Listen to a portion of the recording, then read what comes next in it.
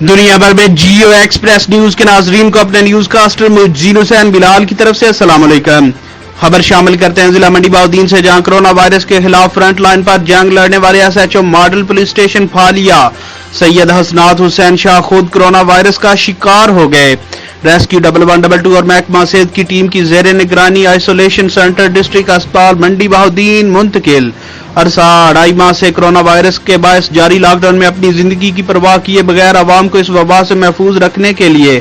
دن رات police when per loud speaker کے ذریعے اعلانات کرنے والے ایس ایچ او سید حسنات حسین شاہ بھی کرونا وائرس کی لپیٹ میں آ گئے، جنہیں ریسکیو 1112 اور محکمہ صحت کی ٹیم نے احتیاطی تدابیر اختیار کرتے ہوئے ڈسٹرکٹ اسپتال منڈی بہاؤالدین منتقل کر دیا۔